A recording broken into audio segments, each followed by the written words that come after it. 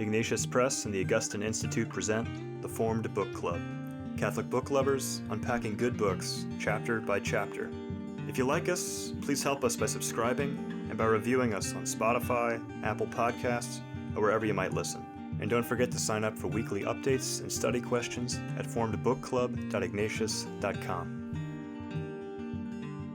Welcome to the Formed Book Club. We're going to continue with the chapter we only got halfway through last time, in The Spirit of Liturgy by Joseph Cardinal Ratzinger. This is an important chapter 3 in part 2 on the altar in the direction of liturgical prayer. But as we concluded our last session, Vivian asked a question off camera that both Joseph and I thought merited being on camera. So Vivian, would you repeat that? Well, in our last discussion, we were talking about the clericalization that took place with making the presider the center of everyone's attention. And then I mentioned the clericalization of lay people who now are enjoined to do all these things and now become part of the performance troupe. And then I asked, why did altar servers go from being a lower order, if that's the right word, and actually receiving some kind of ordination, to being any lay person who signs up for the task? Yes, and in the pre-conciliar church, and for many centuries, there were major orders, which were bishop, priest, and deacon, and there were minor orders, and I may not get them all here, but there was porter, person that opened the door, the greeter, I guess. There was acolyte, there was lector, there was exorcist, there was subdeacon.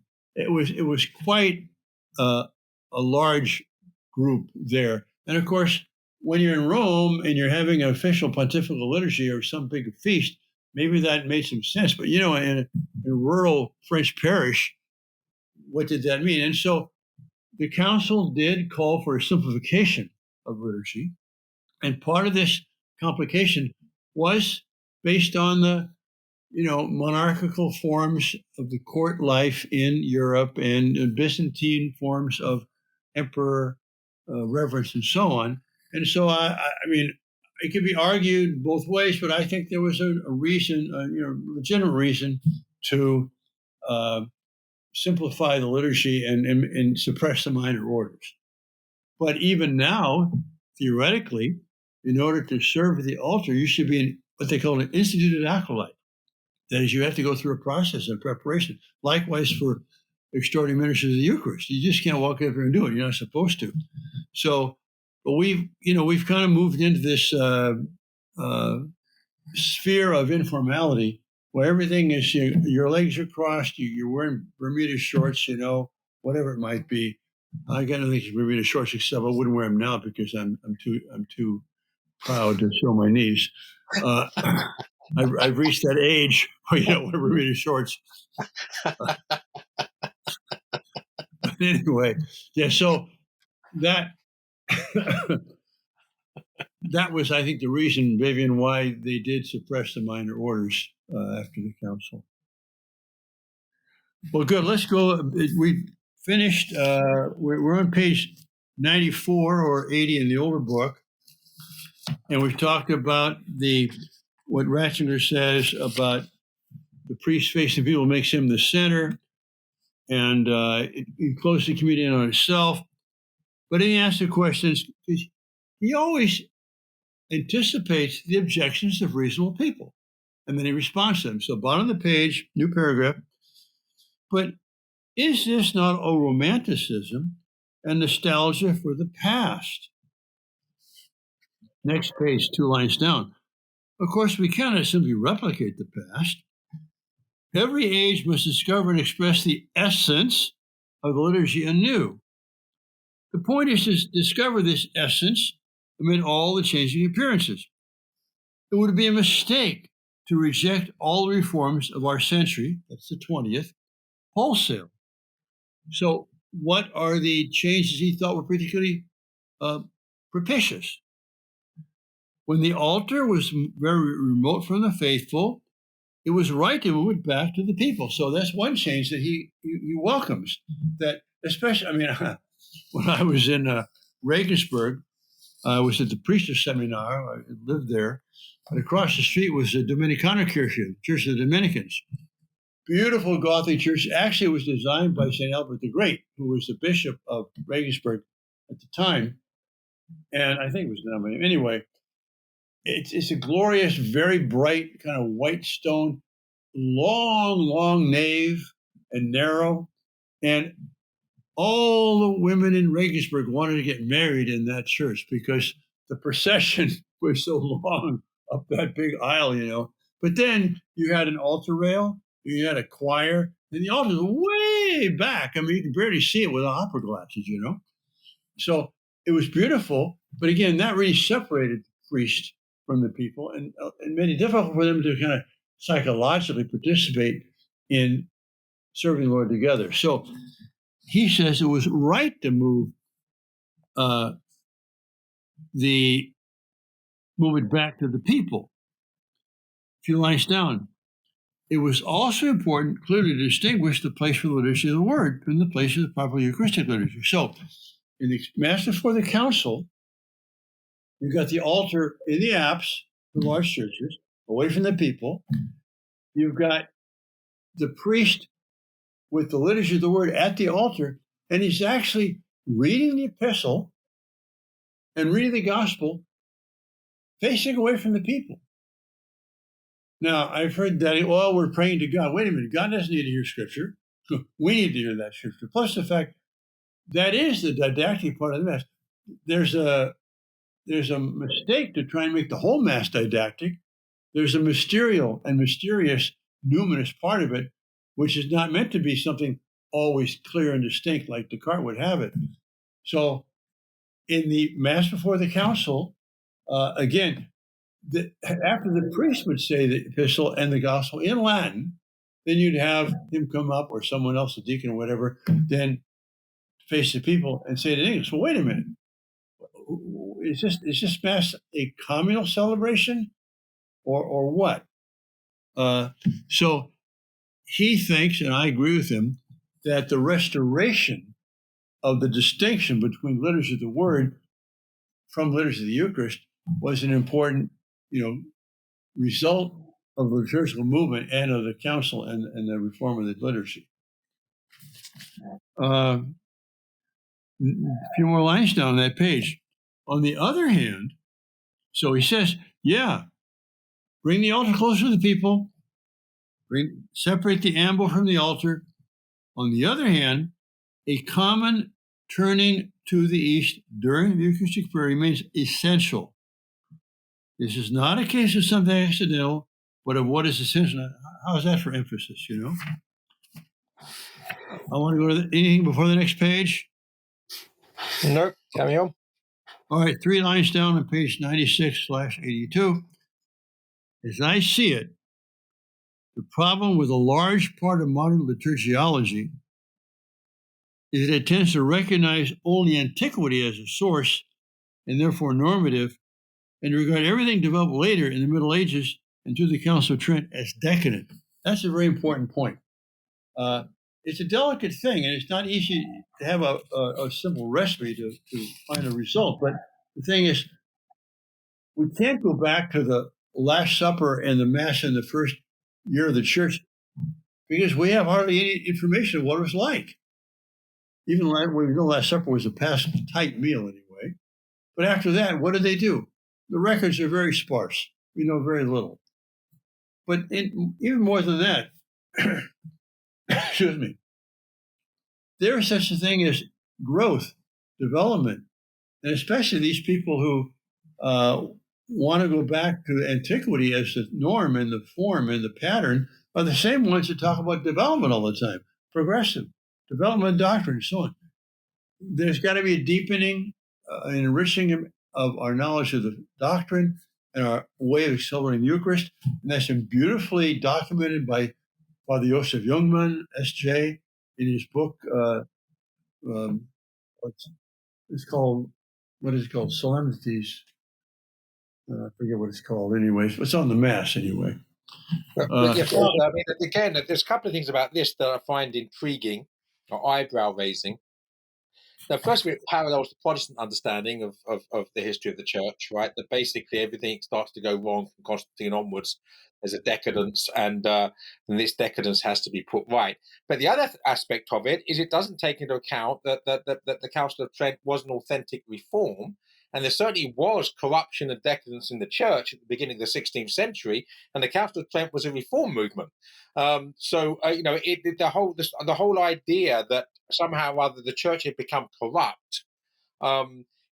Human elements in the church are always corrupt to one degree or another. That's the concupiscence of what it is to be a human person. But the church, as the mystical body of Jesus Christ, is saved from that corruption. And so this sort of understanding that everything sort of went wrong and we've got to get back to some sort of earlier purity, it echoes the Protestant understanding. And I'm going to say it again, and you can both yawn ostentatiously. But, again, that for me, that in the metaphor of Tolkien, that you try to get back to the sapling being more pure than a full-grown tree. And if you try to chop down the full-grown tree to find the sapling, you don't find the sapling, you kill the tree. We're talking about the church as a living, organic, in a mystical sense of the word, a body of Christ moving forward through 20 centuries and counting, right, as one essential, unchanging in its essence thing. You don't chop it down trying to get back to an earlier form. Yeah, and it's a good analogy too, because I think it also requires pruning. That is to say, as the tree grows, it's a divine human, interaction, and there's corruption, there's mistakes, or there's things which are cultural, things which are important for one culture and Right. no longer important for another culture. So, and that's a delicate thing. That's why the magisterium of the church. But for me, that's one reason why I turn to Ratzinger as my guiding light, because he loves antiquity. He knows antiquity.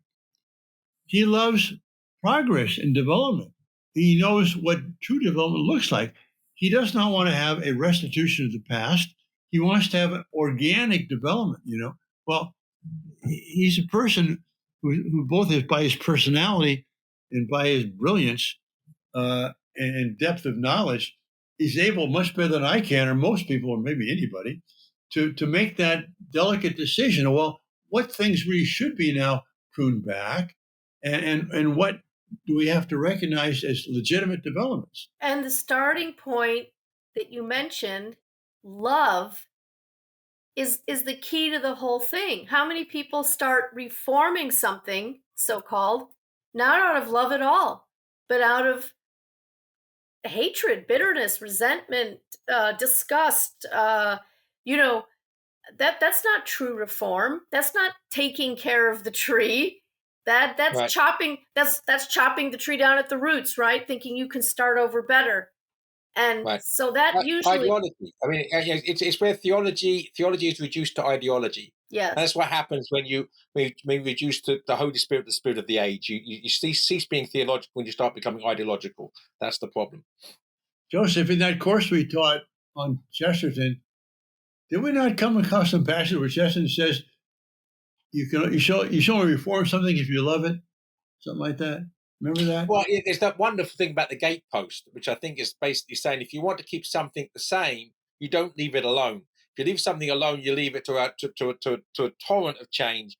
And he uses the metaphor of the gatepost. If you want to keep the gatepost good so it holds up the gate, you have to be continually painting it. So you have to have this relationship with it. So you're renewing it, but you're only renewing it to keep it the same. You're not renewing it to make it something else. Okay, that's true.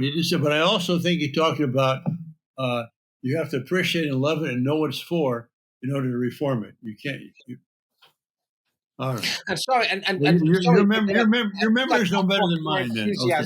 If you hadn't finished your thought, please. I'm sorry. He does. No, Chesterton does say that you shouldn't remove a barrier like on a road until you Right. know what it's there for. Right. You can remove it and then drive off the road, that got washed out in a storm or something. Okay, still on page 96, the middle.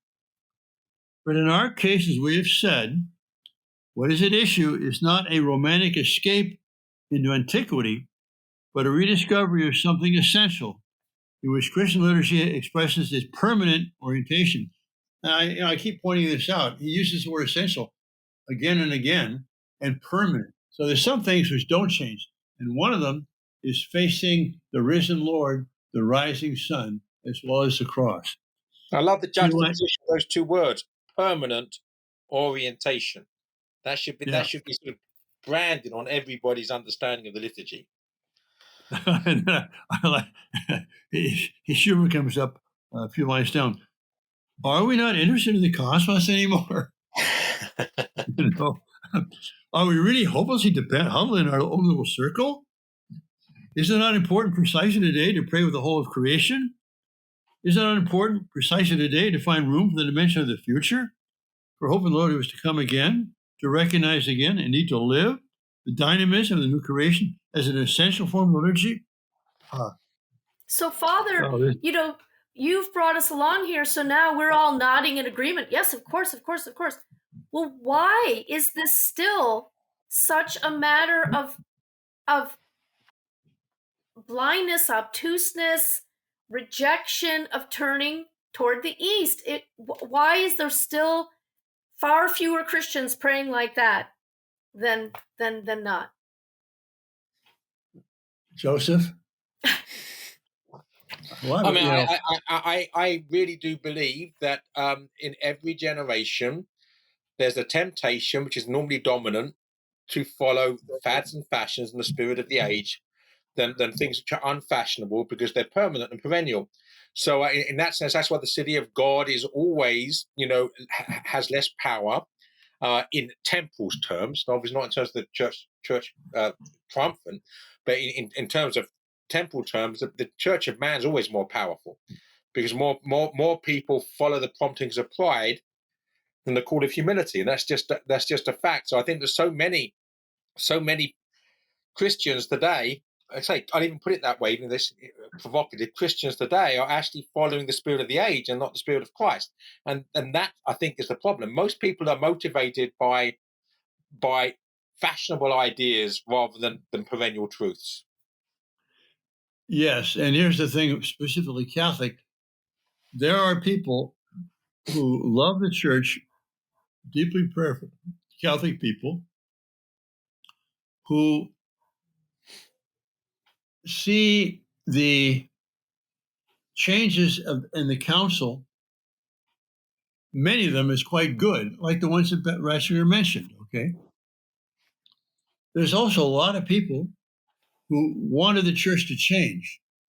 They were not satisfied with what was gone before, and not only wanted to make minor changes, but thought this is a chance for reformation, a renewal, a complete revolution, so to speak. So you have those two groups. And when the altar is then turned around, or the priest is facing the Lord again, it seems psychologically as a repudiation of the council. And so even good Catholics want to see the council in its best form continued. And those Catholics who are really dissenters or progressives, they do not want to go back. And so But turning the altar around we've swallowed the lie, because as you said earlier, Second Vatican Council didn't say anything at all about versus popular. And yet the vast majority of people that like versus popular think it's what the Second Vatican Council taught. So they're being loyal Catholics and being true to the council when the council never said anything about it at all.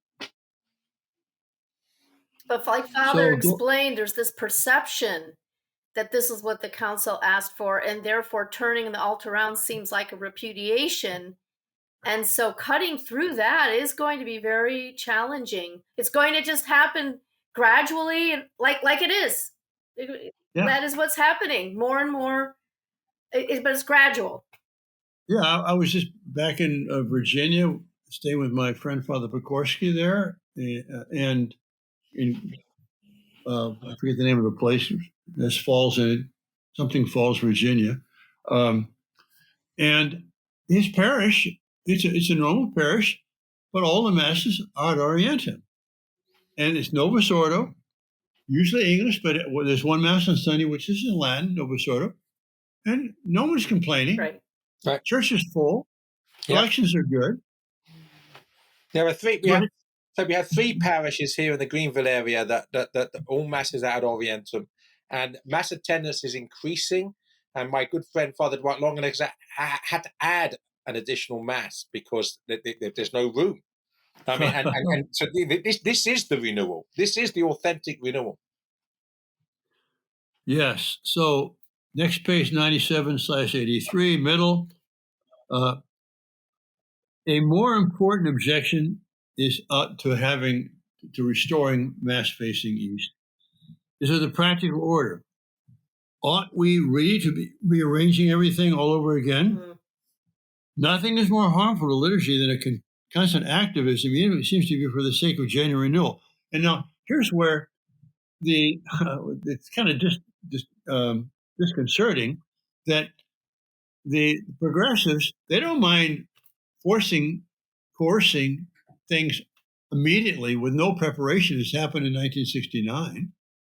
Whereas Benedict Ratzinger wants to look at the people. We can't just make these changes so quick now. So they will make a change like that and enforce it. He said, well, we don't want to do it that way.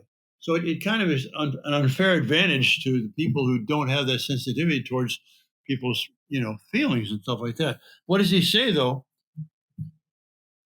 Down maybe 10 lines from below that. Where a direct common turning toward the east is not possible, the cross can serve as interior east of the faith. It should stand in the middle of the altar and be the common point of focus for both priest and praying community.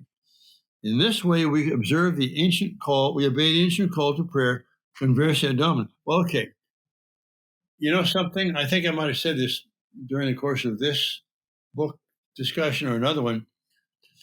If it's not possible, nothing has to be changed whatsoever to the altars the way they are today. You just stand on the other side. That's all. I've done that around the country. Only twice have I found out in maybe 20 years now. One, it was difficult, and one was impossible.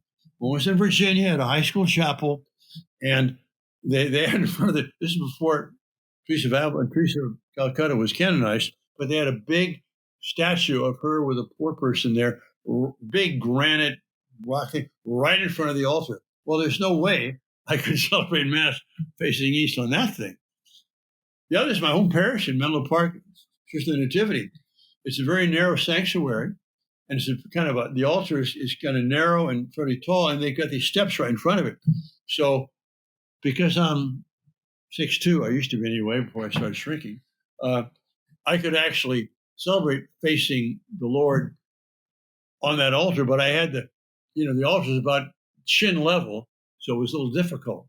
But apart from that, I've never seen any other churches where you couldn't simply just say Mass from the other side. So I do remember a church in Ireland. I can't remember where it was in Ireland, Galway maybe, where they actually had the church, the altar in the middle of a perfectly cruciform, so it was impossible to face in any particular direction because everyone's going to be facing in different directions towards the altar. Totally circular, yeah. Utter intentional disorientation. What it is. Yeah, okay. But at least you can face east, and those who want to face east can do it. Finally, on page 98/84, this is a kind of add-on point here. Moving the altar cross to the side to give an uninterrupted view of the priest is something I regard as one of the truly absurd phenomena of recent decades. Is the cross disruptive during Mass? Is the priest more important than the Lord? So he's asking these questions in a rather ironic way. But what I love about that, Father, he's so gentle, and he's very rarely ironic, and even less often facetious. And that's about as rhetorical as he gets. Yes. And it is. I mean, it's absurd. Yeah. And the good news is that slowly, gently dripping water makes stalactites and stalagmites. The sizes of That's true. Right. That's true. And also with this anti-natalist view modern man has, the countercultural people who are having children, Catholics having children, tend to love tradition and love Benedict and love what he says. And so they're multiplying, you know what I mean? They're being fruitful and multiplying. And so time is on our side. Well, not on my side. I'll see this from a different angle pretty soon. But I mean, right now, it's still hopeful here, down here below. Good. Well, this has been an important chapter. It's been a chapter with very deep meaning. I think we'll be able to continue from here on, going a little more quickly through the text. So let's be back next session to go with chapter 4. God bless everybody. If you enjoyed this discussion, please help spread the word about the Formed Book Club by subscribing to the podcast and writing a review. You can sign up for weekly updates at formedbookclub.ignatius.com.